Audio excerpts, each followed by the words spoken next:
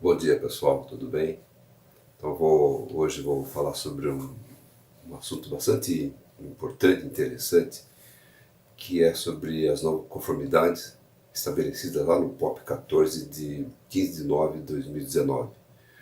Eu tenho algumas informações bastante interessantes que servem como treinamento para as empresas, perfeito? Bom, as não conformidades são aquelas deficiências ou desvios relativos às boas práticas de fabricação. São identificados lá na inspeção sanitária, né? Então pode ser crítica, que é o grau mais elevado, maior e menor. E a crítica é um risco significante de fabricar um produto perigoso aos pacientes, ou quando há fraudes ou falsificações de dados e produtos, né? Ou quando as diferentes não conformidades são críticas que em conjunto.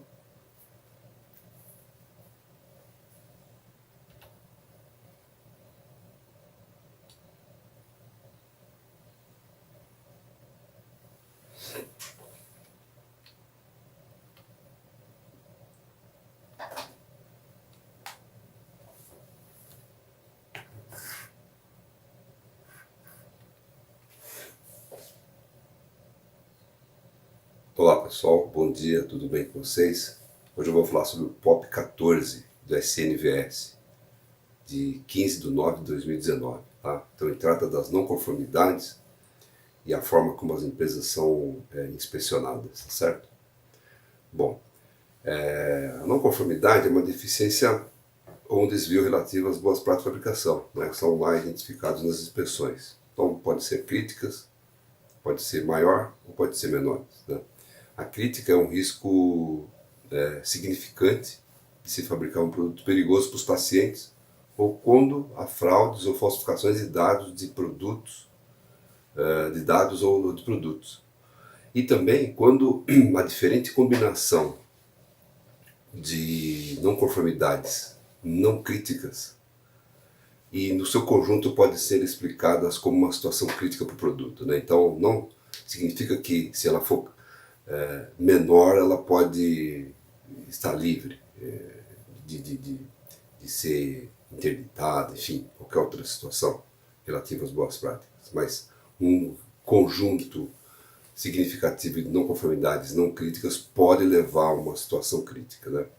A maior é um produto que não cumpre com suas especificações de registro, ou não representa a efetiva implementação de medidas de controle requeridas das BPFs, ou um descumprimento grave das demais condições declaradas em registro, e que representa uma falha na execução dos procedimentos de liberação de lotes, né? E a menor, ela não tem o peso da maior, mas que representa um descumprimento das boas práticas de fabricação. Tá? As não conformidades elas têm que ser bem descritas dentro do relatório do SNVS, tá certo? Tem que ser bem explicadas, né? E elas devem combinar o requisito descumprido com uma evidência. Então uma coisa não exclui a outra, elas não estão isoladas, tá certo? E ela deve ser autoexplicativa, que possibilita a identificação clara daquilo que foi encontrado na empresa, né? Como também aquele requisito que foi descumprido. Então, nesse sentido, a evidência deve contemplar o como, quem e o que, né? O que foi encontrado. Né? Tem um exemplo de uma situação específica sobre um artigo 84. Foi um exemplo, uma simulação que foi dada lá nesse POP 14, é que ele fala das áreas de armazenamento, né? Que devem ter capacidade suficiente para armazenar e manter ordenado o estoque dos produtos. E aí, o que foi comentado ali, né? Por exemplo, as áreas de armazenamento não possuem capacidade suficiente. Então, o inspetor testou lá que as áreas não possuem capacidade suficiente. Então, isso é o dado, esse é o requisito negativado. A evidência, né? Como? Que durante a inspeção das instalações foi observado alguma coisa. Por quem? No interior da câmara fria número tal. O que? Pallets posicionados diretamente sobre os produtos, insulina humana, etc. e tal. Então, como é que ficou o texto final dessa não conformidade?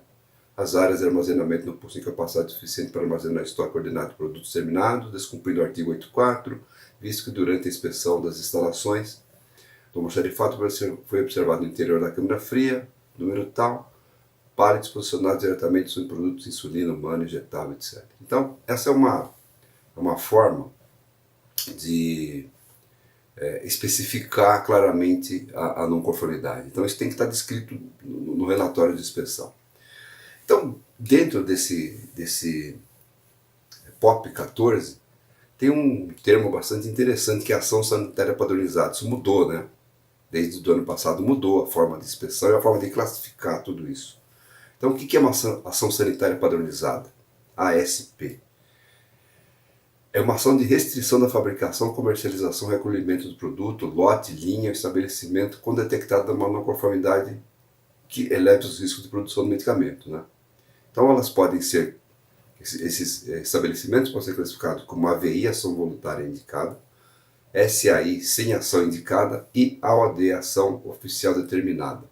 Então eu vou falar para vocês agora aqui, vou ler aqui como é que eles classificam a ação voluntária indicada, né?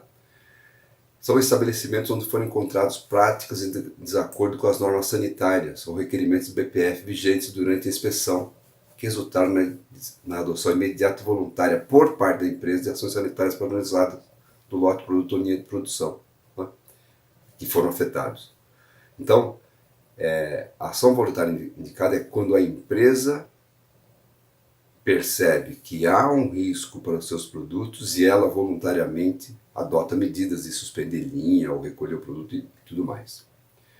Os estabelecimentos classificados como SAI são sem ação indicada, não foram verificadas as condições ou práticas em desacordo com o BPF, então eles são aprovados sem nenhuma restrição. E o estabelecimento classificado em AOD, ação oficial determinada, são estabelecimentos onde foram encontradas condições ou práticas de desacordo com o BPF, igualzinho o anterior, né? Igualzinho o AVI, ação voluntária indicada. Porém, a empresa não tomou as medidas adequadas e a inspeção adota as medidas sanitárias competentes, né? Atestando aquela prática inadequada. Então, ou suspender uma fabricação, ou recolher um produto, enfim, mais ou menos nesse sentido, tá?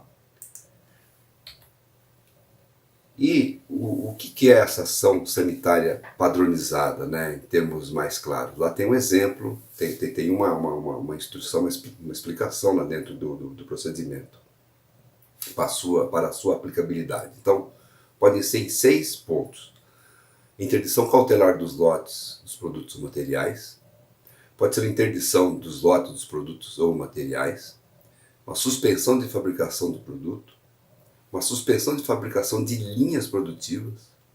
Recolhimento e interdição do estabelecimento. São 6 pontos. Né? Notem que ela vai aumentando o seu grau de criticidade e de gravidade, aliás, conforme nós vamos descendo aqui. Então, esse último aqui, interdição de estabelecimento, é quando há um descumprimento generalizado de BPF, ausência de AF, AE ou licença sanitária. Por isso a interdição. Né? Uma interdição cautelar de lotes ou produtos é quando não conformidades encontradas geraram potencialmente perda de qualidade, segurança ou eficácia do produto. Só para exemplificar. Né? Então, lá dentro do procedimento tem essas classificações e aplicabilidade de todos eles. Né? Um ponto interessante aqui é o agrupamento de estabelecimento de acordo com o risco regulatório. Essa classificação que nós vamos usar no outro vídeo que eu vou gravar sobre a classificação dos estabelecimentos com vista às inspeções seguintes, né? com o tempo necessário para as inspeções, que é a classificação conforme o risco da empresa, tá certo? Então, aqui, nessa classificação, ele fala no grupo 1, que é inspeções identificadas, né, com 5 ou menos não conformidades menores e nenhuma maior ou crítica. No grupo 2, identificadas mais de 5 não conformidades menores e nenhuma maior ou crítica. E grupo 3, o pior, né, o mais crítico aqui, no sentido de classificação, que foram identificadas não conformidades menores, ele não fala quantas, e no máximo 5 maiores, porém nenhuma crítica. Por que ele está separando aqui, tirando as não conformidades críticas, né? Porque nos casos em que a empresa possua mais de 5 maiores ou alguma não conformidade crítica, não será aplicado o planejamento de inspeção com base no risco, que eu vou falar depois. Então, isso aí a empresa deverá ser inspecionada em no máximo 12 meses, o que não é bom para a empresa, né?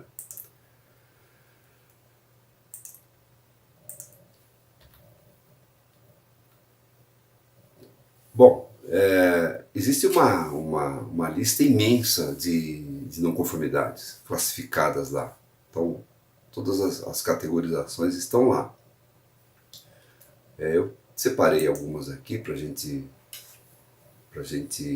mostrar, mas se pegar o procedimento, você vai ver que atinge tudo, né? Pega todas as áreas, pega controle de qualidade, garantia de qualidade, produção, almoxarifado, enfim, todas as áreas importantes relacionadas com qualidade, segurança e eficácia do produto estão lá. Então, há uma descrição bastante detalhada, bem interessante para vocês até usarem para servir como treinamento. Então, por exemplo, mau funcionamento generalizado dos sistemas de ventilação, com evidência de contaminação cruzada generalizada. É uma não conformidade classificada como crítica e vai dar uma ação sanitária padronizada de interdição dos lotes, os produtos, materiais, suspensão da linha e recolhimento. Superfícies não passíveis de limpeza devido a tubulações acima dos equipamentos de fabricação. É uma não conformidade maior. Então, pode ter suspensão da fabricação da linha produtiva. E ausência de planejamento e cronograma de treinamento pessoal. É uma não conformidade classificada como menor, né? Sem ação sanitária padronizada. Então, só um exemplos aqui que eu estou dando, mas para todas as atividades praticamente existe lá uma não conformidade estabelecida e o seu grau de risco. Como já falei aqui sobre a classificação, né, em relação às ações, então vou repetir aqui a classificação da empresa em relação às não conformidades. Então, sem ação indicada, SAI, a classificação SAI resulta na imediata certificação da empresa para todas as linhas, objeto da inspeção. Ação voluntária indicada, AVI. A empresa é certificada, porém, excetudo certificado, uma determinada forma farmacêutica ou uma linha produtiva, ou todas as formas farmacêuticas daquela linha produtiva, quando a empresa tomou as medidas, objeto daquela ação voluntária, ou de recolhimento, ou de suspensão, enfim. Ela observou isso e tomou todas as medidas necessárias para aquelas linhas objeto da inspeção. Então, perfeito. E ação oficial determinada, a OD, também empresa certificada, porém, excetudo certificado, uma determinada forma farmacêutica, ou uma linha, ou várias formas farmacêuticas daquela linha, mas dessa vez, ação tomada pela vigilância sanitária. Então, o que não é bom para a empresa, né? Então, o melhor é que ela identifique e ela mesma tome as medidas. Então, isso o que eu vejo é uma transferência de responsabilidade para a empresa, o que eu acho ótimo, né? Se a empresa puder identificar e tomar as medidas, vai se criando ao longo do tempo uma segurança maior entre regulador e regulado, né? Uma confiabilidade muito maior. E para essas classificações tem algumas notas, né, que eu vou externar aqui. Então, para todas essas 3 classificações, a certificação somente ocorre caso as não conformidades, né, sem a ação sanitária padronizada, tenha tido todas as suas correções, ações corretivas propostas no plano de ação julgado como satisfatório. Então é importante que as empresas trabalhem para resolver essas não conformidades, conforme está no plano de ação, e resolva elas dentro do prazo combinado. Importante aqui, independente da classificação do estabelecimento, SAI, AVI ou AOD, configurado o descumprimento pode haver autuação. Tá? Pode haver autuação, então independente da classificação que a empresa tem. E a nota 3, né, isso é particularmente em relação à OAD, não vai resultar em certificação nos casos em que a empresa tenha sido classificada em AOD por 2 vezes seguidas. Olha que interessante.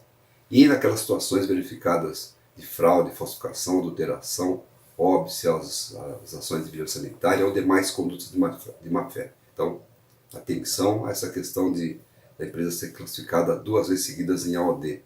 Ela não vai ter certificação, tá? Até que resolva os problemas.